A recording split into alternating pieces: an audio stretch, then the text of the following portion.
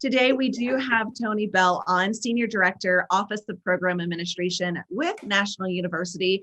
Tony is now a very dear friend of the show and has come on many times to represent Fundraising Academy, and of course is one of our many presenting sponsors. So thank you to Fundraising Academy, and thank you to each and every one of our presenting sponsors that continue these conversations. We are so extremely appreciative. And this week, we launched yesterday our very first Power Week, and this is a deep dive into philanthropy, in particular with our partner here, Fundraising Academy, as we are talking about all things to do with philanthropy and how that can impact your bottom line. So thank you for joining us for this Power Week. And thanks to Julia Patrick for being here and having this wonderful idea. Julia Patrick is the CEO of the American Nonprofit Academy. I'm Jarrett Ransom, also known as your nonprofit nerd, CEO of the Raven Group. And again, welcome, Tony. We are so glad to have you here to talk to us about looking inside, and we're talking about inside our database to see our prospects, our constituents that are inside our internal resources. So welcome and thank you. Thank you again for inviting me. And I was grateful to be part of your initial conversations around this concept. So I just love the idea of Nonprofit Power Week. Like we were saying earlier, I just love the idea of nonprofit power. Yes. Yeah, hashtag. Yes. So help us make that go viral. Hashtag nonprofit power. Whatever you loved from today, please do send that out there into the interwebs. Tony is very active on LinkedIn, and make sure whatever you say, you follow it up with hashtag nonprofit power. We would love that. I think it's great. You know, Tony, it's really an interesting thing. And I do want to pull this back before we dig into the database aspect. Is that we first met you, you were referred to us by somebody from the Northwest. And then it turned out we had all these oddly patterned, pieces that fit together, that we kind of all knew folks around one another. Really interesting. We got you on to talk about cause selling. And from there, Jarrett and I have really found a pattern and a process that we feel like if we had had this early in our careers, the trajectory of our asks and our donor relationships would be very different. So Fundraising Academy has this amazing cause selling education program that we have drawn back to, brought you in, brought your team in. And so we'll talk about this a little bit more, but this is really part of a bigger piece of process, really, right? Would you call it process? Yeah, I call it, yeah, I mean, it is. I mean, it's an 8-step cycle, cause selling. With all kinds of different strategies and initiatives that you can implement to really enhance the relationship building aspect of your fundraising. And I love that you use the word relationship at the core of it. And when we talk about databases, what we really want to have you help us figure out is, I think sometimes we figure that the databases aren't a part of the relationship, but they really it's where all the information should be living, right? Yeah, well, I brought my shovel today so we could dig into this. So yeah, but you're absolutely right. I mean, we talk about toolkits and the tools of the trade. Databases are a tool of the trade. They're really critical in order for your development department, whether that's one person or 100. Because I think in yesterday's episode, you talked about, some advancement departments and how some advancement departments, especially at universities, could have, 50 people that are really just doing prospecting research, right? So the databases are just really a critical tool in housing all of that information and very specific information about not only your prospected donors, but your existing donors. So when you ask the question, what are we missing from our current database? Think about things outside of what's required in your database to run the business, meaning, but the normal things. What is the donor's address, right? What have they given tracking their contributions, the things that you might be missing that we promote within cause selling in that relationship driven, opportunity are things like, significant other, children, anniversary dates, hobbies, right? All of those things that enable you to enhance the opportunity for your interactions to be more personable and unique to that individual. Just a few examples. Yeah, I love that. And I was just looking at a database that I'm working on with a client, and it happens to be Bloomerang. And you can connect. You did that so well. That was so spot on. I know. You can connect the constituent social media links into their donor profile, which then it innately helps us to identify what is their birth date, right? Or what is their anniversary year? You were just talking about your wedding, like to have that date of so much joy. Like, let's make sure that we note that so that we do have these very sincere conversations. And I love that because it is customizable, but it's so personal. It's really a personal outreach, and that's a great way to use your data. And I mentioned, specifically like significant others and children, but please do not forget about pets. Pets are big ones. Yes. Pets are big ones. Wow. Yes, they are children to many people. Absolutely. They are indeed. Yeah. Okay, now I'm going to play devil's advocate here, because in this day of cybersecurity and all of these pieces of our world, out of our personal lives that go out onto the web, how do we know if it's okay to be talking about these personal things or tracking these things? And what does that look like for the average donor? I'll take a stab at that because I'm helping an organization do their policy, and part of that is their cybersecurity, right? Like, what have we done to enhance safety measures? And truly, I'm going to say, all of these donor databases have their built-in safety measures, but there are definitely best practices, and I'm sure you know these, Tony, but it's things like not inputting a credit card number or a social security number or things like that into the database, in particular the notes section, right? Like that's a big piece. So when you have a credit card processing company that works in tangent with your database, you've now made sure to protect some of this cybersecurity, mitigation, or my words aren't coming to me, but really making sure that your data and your people are protected. And that's just one measure. Mm-hmm. It just seems, I think sometimes we look at the transactional nature of philanthropy and how we align ourselves to certain organizations. But there is a familiarity that sometimes I think can be a little disarming.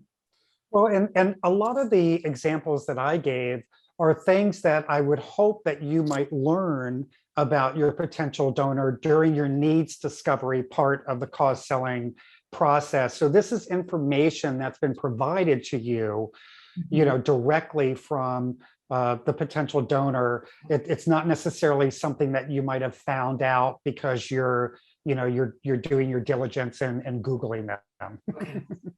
And I loved sorry, Julia, your partner yesterday mentioned, Jack, he mentioned that at any time a donor could come in and say, show me what you have in my file, right? Show me my donor record. And again, if this is something that you would not want your donor to see or read that you have placed in his, her, or their file, then don't put it there. Mm-hmm. Yeah. That's great advice. Yeah. I think it's part of it. Well, which speaks volumes to what Jared was saying around having, standard operating procedures and guidelines, around the usage of your database. And again, what type of information or how that information is put in there. Yeah, it's interesting. So Tony, going back to what we can mine from our databases. You had mentioned in one of our earlier segments in the cause selling cycle about sorting and understanding what information might be there, and what its value could be. And I'm wondering if you could kind of help us understand a little bit more about that, because I hear from a lot of folks that they get totally frustrated from their database, and then they kind of like mentally walk away, because they're like, oh, it's just garbage. It's not accurate, and then it's just kind of a cycle of not using it. Yeah. So most information in the database is going to be something that is keyed in by an individual, right? So so we said this earlier: garbage in, garbage out. I mean, if there isn't integrity and credibility in the information being put into the database, then you can't expect there to be credibility and integrity in the information that you're pulling from the database.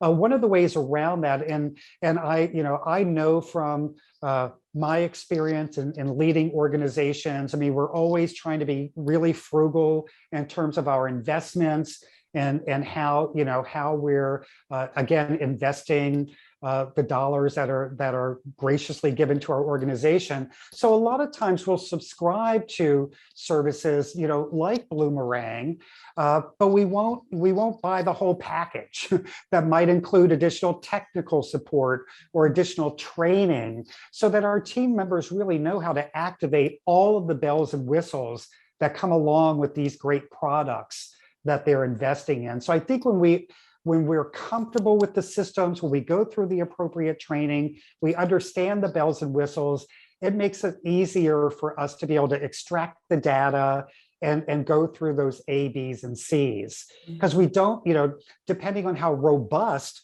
the information might be, you don't necessarily have the bandwidth to action all of the data that you're pulling. So it is really important to A, B, C that information so that you can manage your time more effectively. And I think I had shared with you, Tony, again, back to Bloomerang. It's like a power week with Bloomerang right now. We're really talking about, the report opportunities that this specific database offers. And I love it because there's literally two reports, one called Who's Hot and another one called Who's Not. Right. And it's like, I think you had said, so very Paris Hilton of them. And it is. That's so hot. It's so hot. And you pull those reports and you can already see that A, B, and C sorting. Right. And I joked and said, oh, it makes me want to swipe right on all of these, who's hot list, because it really is that, I'm going to say low hanging fruit, but it's these individuals that have been very engaged with the organization. They have been, donating, opening emails, things like that. So these essentially are your A sorted donors. And that the entire list really would be of that who's hot. And so most other databases offer something similar, right? Of some type of a opportunity to sort your data. But then on the who's not, that might be your C-listers, right? And so for there, you could create a moves management opportunity of how might we take these C-listers sorted into that B category and to continue to move them to A. And I just thought that was fun because that's what we're here for.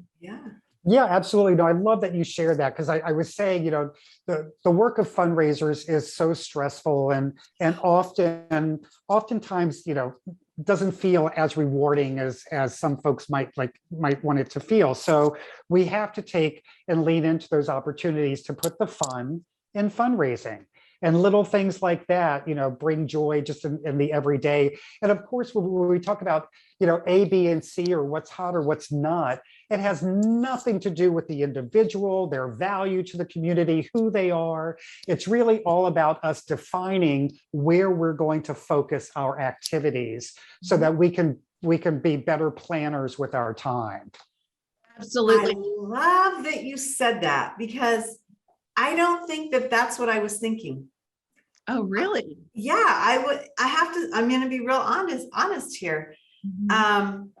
And so I like that you said that, because I think there's two ways to go about that. It's one is chasing the obvious dollar, and the other is chasing the obvious relationship, Mhm. That's right? true. And That's true. it seems to me you need to be doing the relationship Yep. Yeah. and not the The dollar. other two reports I love, and I remember learning this acronym. And Tony, you're leaning in. You're like, I can't wait to hear what it is. Libunt and Cybunt, right? Like these are the two. These are the two reports. So Libunt is last year, but unfortunately not this. And then Cybunt is some year, but unfortunately not this. So again, it's another way of sorting your A, B, and C data to see, okay, did they give last year? Because as we all know, that is last year. Some year is some year, but it's not the most recent, you know? Mhm. So that also helps to sort that A, B, and C in your data. And this is truly, you know, down to, did they give within the last calendar or fiscal year, however you pull that, or have they given some year, but unfortunately not this. So when it comes to time management, again, instead of chasing, you know, all the potential opportunities, I would look at that and see, great, from this report, Uh-huh. Yeah, where do I spend my time? Mhm. yeah. Tony, I have a question for you that borders, it's somewhat of an ethical question in terms of this data and the information that you might be sharing this within the organization or the board. I worked on a board that routinely twice a year would print off these kind of, now I get the ABC levels, and then they would lay it out on the table and ask all the board members to kind of go through these profiles to see if they had a connection, if maybe there was information that was not accurate. And I'm thinking now about this, wondering, is that a good action to take? I would say yes. I mean, it's not, you know, again, the information, we're making sure that we don't have super, here I go with like technical, super sensitive information, right? We don't have social security numbers, we don't have credit cards in the database, right? And fundraising is a team sport, and this is an opportunity for the board members to participate in the sport. Because again, we're building relationships. So I think it's totally appropriate to have these kind of strategic conversations with your board saying, I've identified this individual because of whatever reason, they seem like a really great prospect for our organization. Does anyone on our board, you know, through my research, one, do you know them? Just here's their name and where they work. But then, you know, they belong to this association. Do I have any other board members that belong to this association? Or, you know, maybe you know that they listen to certain podcasts. So do I have any other board members that listen to these kind of podcasts that can, you know, if I don't have the time to lean in and listen to them, tell me kind of, you know, what are some of the high level takeaways from these podcasts? So, you know, I can speak to those. So I think there's a lot of good relationship driven information that can come from those types of conversations. Good. Well, that's good, because I'm thinking to myself, if we have such a crisis in this nation with the turnover and churn rate of our development teams.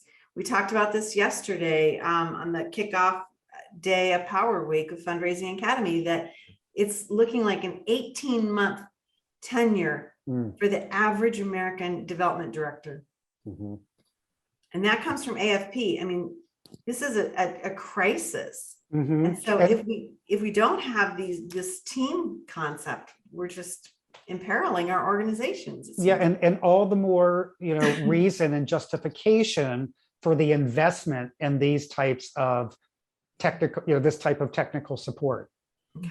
Because you don't want your fundraising folks to walk away with all of that intellectual property. No, Right. no. And I think we've talked before with you, Tony, a previous episode, probably doing the phases of the fundraising cycle, is truly like what we do now could be paving the way for a multi-million-dollar gift years from now, or a planned gift years from now, right? So really keeping that data in our database so that we can really steward that information and that donor properly. What I loved about your ethical question, Julia, of bringing up, donors to a boardroom, I think that also helps for us to identify potential capacity, right? So like here is a list of individuals that are already connected to us. Who might you know, and what additional information might you, board member, also peer, have more knowledge to share with us so that we really can use these data sources to help determine that capacity? Absolutely. It's really hard. I mean, how often do you think that we should be going out to our board members and to our staffs? I mean, I'm thinking my particular board that I served, it was a twice a year thing.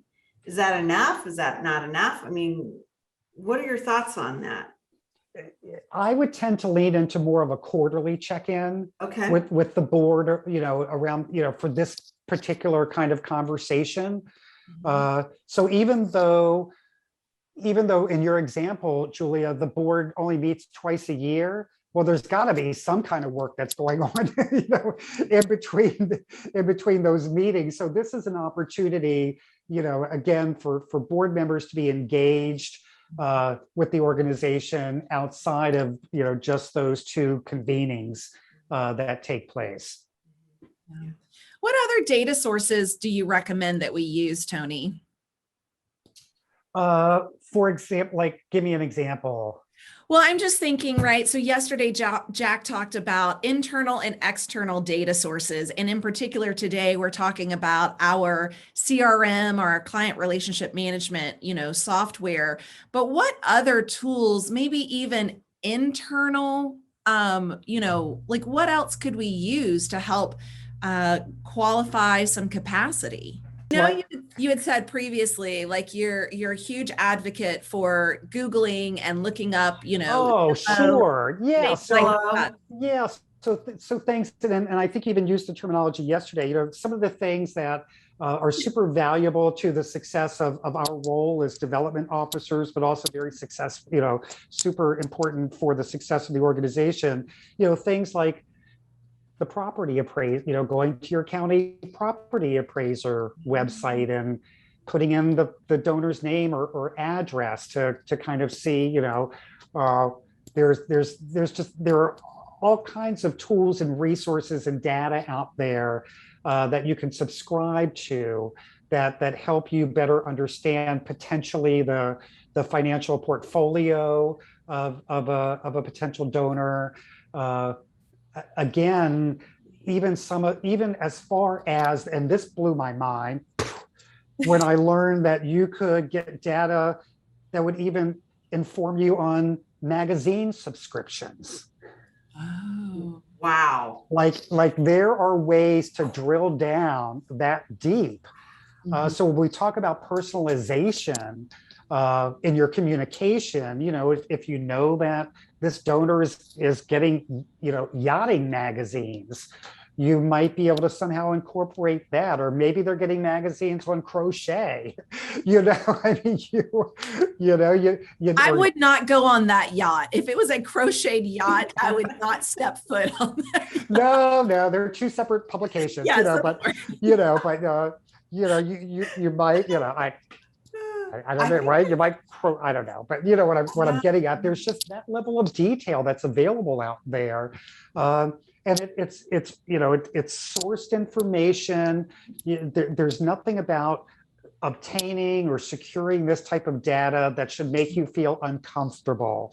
It really is all about, again, helping us better understand our A, B's, and C's, right? And helping us to better understand how we can connect on a more personal level with our potential donors, our potential investors. And What about, and this might be divisive, and as we talk about our pandemics, plural, I do include the political divide in one of those pandemics. But, contributions to political campaigns are also public knowledge. Yes. And I think it's not charitable, right? But it is public knowledge. And I think that is another way to identify capacity to see whether it's a corporate sponsor, right? Or an individual, to see maybe how they've invested their dollars towards a political campaign or person, even local, right? Like your local community. And I'm not talking just, a US national campaign, but even your local community. This is public knowledge that you really could find some data sources from. Well, I think that, just generally speaking, we tend to forget the critical importance of being involved and educated on local politics, Yes. right? The decisions that are being made that really affect our backyard and our main street in the communities in which we live, work, and play. So I'm glad that you brought that up. And we talk also, through the cause selling cycle around, part of our needs discovery and getting to know our potential investor is also making sure there's ethical alignment. Because, the dollars are great, but there has to be ethical alignment. And I'm not in favor of accepting money from just anyone. Yeah. So there really has to be that deeper alignment outside of a passion for the mission. I appreciate that. And we clearly don't have time to go much deeper into that, but I have heard of people firing their donors, literally like breaking up with their donors, potentially giving money back for whatever reason, to say, thank you for your interest and investment. However, for whatever reason, maybe it is that misalignment of values or beliefs or whatnot. So I feel like many of us think, oh my gosh, it's money and we need it and we have to take it. And that's typically the reason not to take it. and I'll go a step further because I know we're getting short on time. And doing that doesn't mean that you don't celebrate diversity, and doesn't mean that you don't celebrate everyone's opportunity for personal decisions. Great point. It just means that the alignment to your organization is not what it needs to be. That is a great point. Wow. Thank you for making that. Yeah. Okay. That is a whole That blew show. our mind. Yeah, that's a whole show because I've been personally involved in that, where gifts were discussed about going back or not, and these were multi-million-dollar gifts. And I would love to talk about that because I don't know if I align, to use your word, with that. That sounds like an ask and answered question for sure. It is, but it's like an ask and answered episode. Yes. Because it's such a big, big topic. Wow. You know what, Tony, you are a wealth of knowledge. We always, always, always love hearing what you have to say and understanding your perspective in regards to the cause selling cycle, which is just a masterful way, I think, to build success with any nonprofit organization. So thank you for sharing this time with us. It's been really cool. Here's Tony's information again. Fundraisingacademy.org is the place to check things out. Remember, we have done a whole series of cause selling episodes. They actually are a little bit longer than the 30 minutes. You can find those online with us and also through Fundraising Academy. So check those out. On this week, we have a bunch of topics. And so make sure that you follow with us because we have some great conversations. If you've come to this through our archives or even our live show, be aware that this is a whole week. And so we have other episodes just dealing with this concept. Again, we want to thank all of our sponsors and especially Fundraising Academy. You are the one that helped us launch Nonprofit Power Week. Love it. Hashtag Nonprofit Power. Hashtag. We're honored to be a part of your vision And thank you for creating such an informative and valuable platform for the nonprofit sector. Well, thanks. It's been a lot of fun, and without your support, we really wouldn't be here. I say that from the heart, and I know that Jarrett echoes that as well. Again, I'm Julia Patrick, been joined by the nonprofit nerd herself, Jarrett Ransom, CEO of the Raven Group. This has been Nonprofit Power Week with Fundraising Academy. We've got another great day planned for tomorrow. So come back, join us, and we're going to get you powered up. And yeah, I'm going to get right on my social media right now. Hashtag Nonprofit Power Week.